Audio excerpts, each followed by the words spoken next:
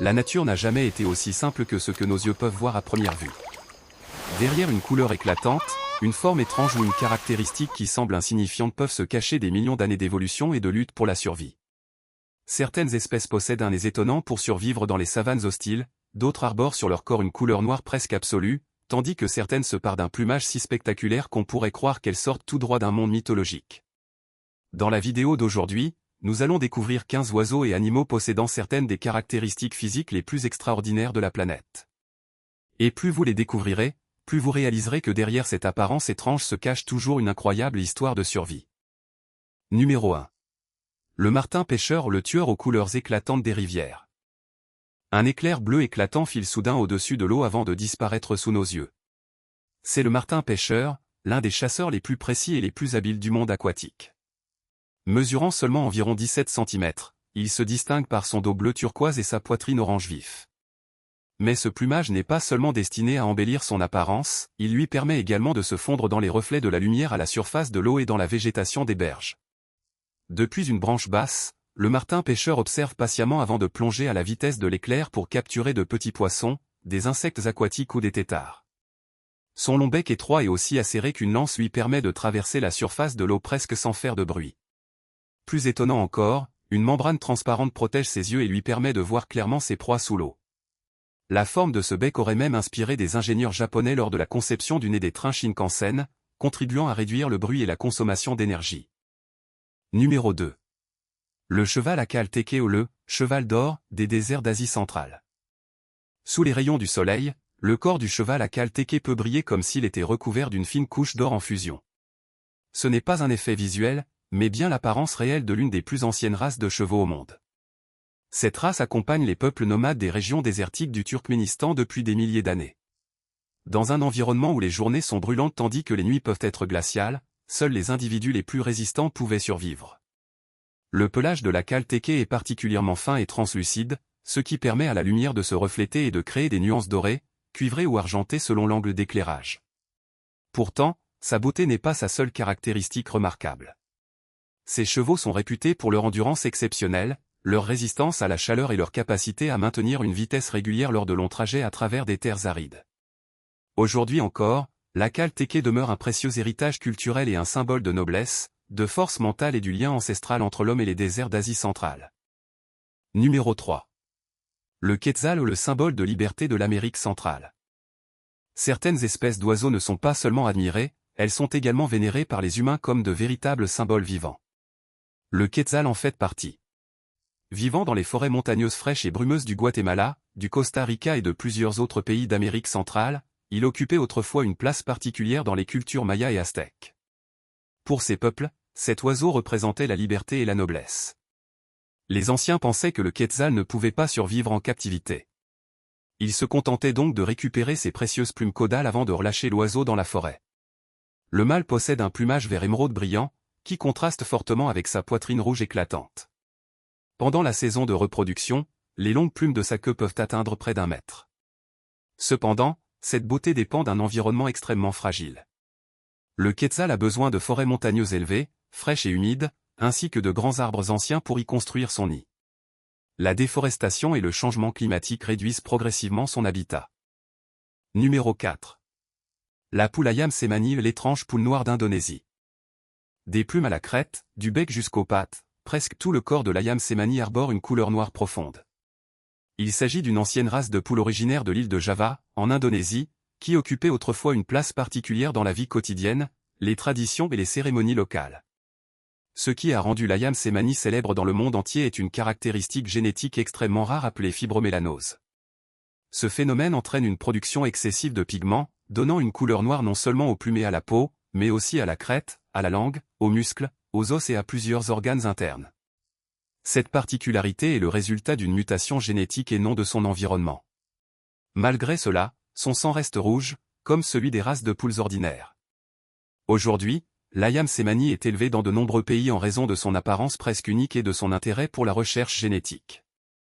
Il est également devenu une race particulièrement recherchée par les collectionneurs et les passionnés d'animaux rares. Numéro 5. Le faisan doré ou le joyau des forêts chinoises.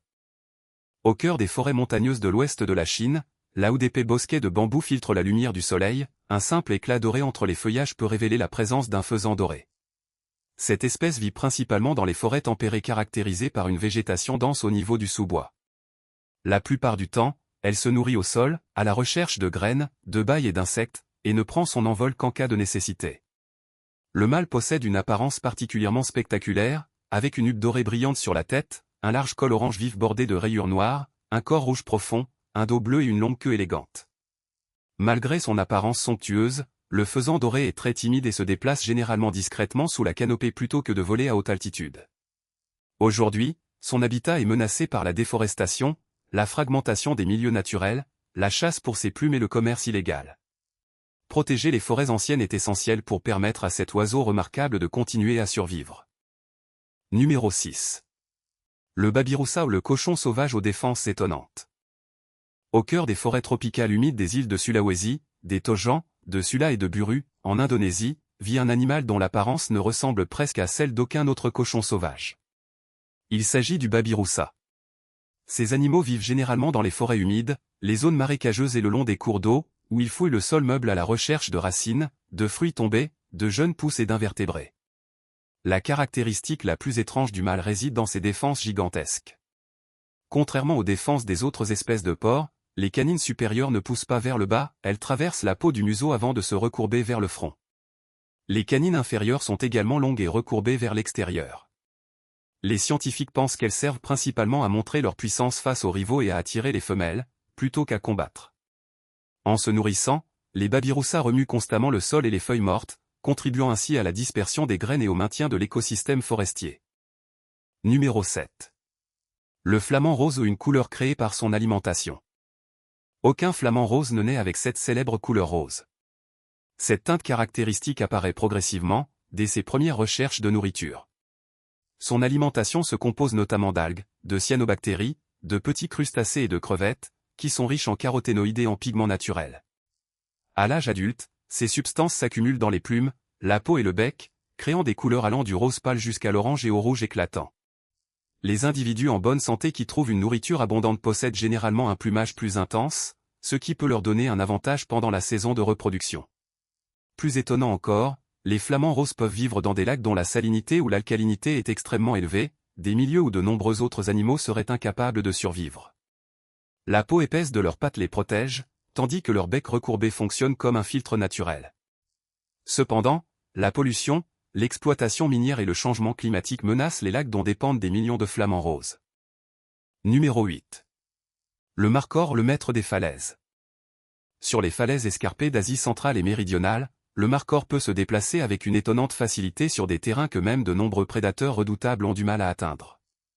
Cette chèvre sauvage vit au Pakistan, en Afghanistan, en Inde, au Tadjikistan et en Ouzbékistan, où les reliefs accidentés constituent une défense naturelle contre les prédateurs. Ses sabots robustes, dotés de coussinets élastiques, lui permettent de conserver son équilibre sur des pentes rocheuses presque verticales. Mais sa caractéristique la plus spectaculaire reste sans aucun doute ses immenses cornes en spirale, qui peuvent dépasser 1,5 m chez les mâles adultes. Leur forme varie selon les sous-espèces et elles jouent un rôle important pendant la saison de reproduction. Lorsque les mâles se disputent le droit de s'accoupler, ils s'affrontent et se frappent violemment avec leurs cornes, faisant résonner le bruit de leur combat à travers les canyons. Autrefois menacé d'extinction en raison de la chasse et de la destruction de son habitat, le markhor commence aujourd'hui à se rétablir grâce aux programmes de conservation et à la coopération avec les communautés locales. Numéro 9. Le cardinal rouge ou une touche de rouge au cœur de l'hiver. Lorsque de nombreuses espèces d'oiseaux quittent leur habitat pour échapper aux rigueurs de l'hiver, le cardinal rouge continue de se détacher sur la neige blanche avec son plumage rouge éclatant. Cette espèce est présente du sud du Canada à l'est des États-Unis, jusqu'au Mexique, et s'est adaptée à une grande variété d'environnements. Elle peut vivre dans les forêts clairsemées, les buissons, les prairies, les parcs urbains et même dans les jardins proches des habitations humaines. Son plumage dense, associé à une alimentation composée de graines, de bailles et d'insectes, lui permet de traverser les périodes froides sans entreprendre de longues migrations. Le mâle possède un plumage rouge spectaculaire, une haute et un puissant bec conique rouge-orangé, parfaitement adapté pour casser les graines dures. La femelle arbore une coloration brun-olive teintée de rouge, ce qui lui offre un meilleur camouflage lorsqu'elle construit son nid. Fait remarquable, aussi bien le mâle que la femelle sont capables de chanter. Leurs mélodies claires leur permettent de communiquer et de défendre leur territoire. Aujourd'hui, le cardinal rouge est devenu un symbole familier de l'hiver nord-américain. Numéro 10. Le buffle d'Afrique. La force réside dans l'unité. Des vastes savanes aux prairies et aux zones marécageuses, le buffle d'Afrique est l'un des plus grands et des plus puissants mammifères du continent africain. Il est largement présent dans les régions situées au sud du Sahara, à condition d'y trouver suffisamment d'eau et une végétation abondante.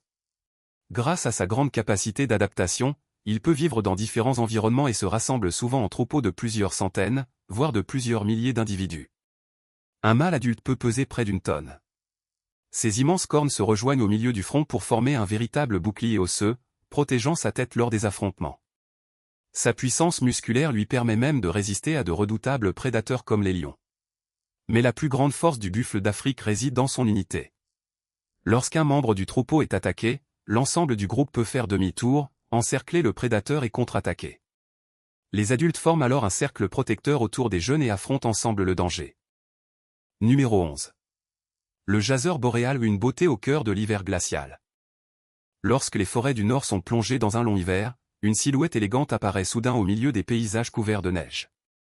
Il s'agit du jaseur boréal, reconnaissable à son plumage doux au ton brun grisâtre légèrement argenté. Le masque noir autour des yeux, l'extrémité jaune de la queue et les touches rouges éclatantes au bout des ailes le rendent particulièrement facile à identifier. Ces petites marques rouges ressemblent à des gouttes de cire chaude collées sur les plumes et deviennent plus visibles à mesure que l'oiseau vieillit. Les scientifiques pensent que ces caractéristiques pourraient être liées à la santé et aux capacités reproductives de l'individu. En hiver, le jaseur boréal se nourrit principalement des baies qui restent accrochées aux arbres. Certaines ont naturellement fermenté et contiennent une certaine quantité d'alcool. Pourtant, cet oiseau possède une capacité remarquable à métaboliser l'alcool, bien plus efficacement que de nombreuses autres espèces, ce qui lui permet d'exploiter une source de nourriture que beaucoup de ses concurrents ne peuvent pas utiliser. Cette adaptation particulière l'aide ainsi à survivre aux hivers les plus rigoureux. Numéro 12. Le bœuf en col Watusi, le détenteur des cornes gigantesques. Au cœur des terres brûlantes d'Afrique de l'Est, le bœuf en col Watusi se distingue par une paire de cornes gigantesques qui ne manquent pas d'impressionner. Cette ancienne race bovine est principalement originaire des régions qui correspondent aujourd'hui à l'Ouganda, au Rwanda et au Burundi. Pendant des milliers d'années, ses ancêtres se sont adaptés au climat chaud et aux vastes savanes, où l'eau constitue souvent la ressource la plus précieuse. Sa caractéristique la plus remarquable est l'écart entre les deux extrémités de ses cornes, qui peut dépasser 2 mètres. Mais ces cornes ne servent pas uniquement à créer une apparence spectaculaire. À l'intérieur de chacune d'elles se trouve un réseau dense de vaisseaux sanguins. Lorsque le sang circule à travers les tissus osseux, la chaleur est dissipée vers l'extérieur, contribuant ainsi à rafraîchir le corps sous le soleil africain. Pour de nombreuses communautés d'Afrique de l'Est, notamment les Tutsis, l'encol Watusi représente également un symbole de richesse, de statut social et de tradition. Ces animaux apparaissent souvent lors de cérémonies importantes et sont considérés comme des biens familiaux particulièrement précieux. Numéro 13. L'ara rouge ou les couleurs éclatantes de la forêt amazonienne. Des éclats de rouge, de jaune et de bleu vif traversant la canopée de la forêt amazonienne annoncent presque toujours la présence d'un ara rouge. Ce grand perroquet est présent depuis le sud du Mexique jusqu'au bassin amazonien et vit dans les forêts tropicales humides, où les arbres anciens offrent des cavités idéales pour construire son nid. Avec son plumage spectaculaire et une espérance de vie pouvant atteindre plusieurs dizaines d'années, l'ara rouge est depuis longtemps devenu un symbole vivant de la beauté des forêts d'Amérique centrale et d'Amérique du Sud.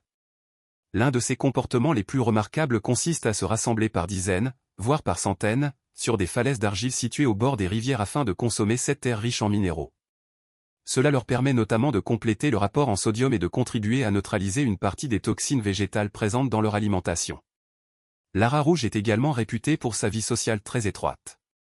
Les couples peuvent rester liés pendant de nombreuses années, voler ensemble, chercher leur nourriture et s'occuper de leurs petits.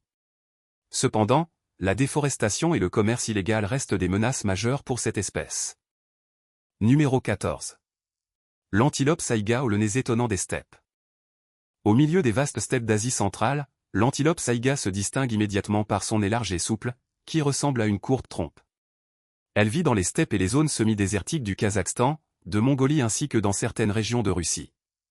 Ce sont des terres au climat extrêmement rigoureux, où les étés sont chauds, secs et poussiéreux, tandis que les hivers sont balayés par des vents glacials et des températures extrêmement basses.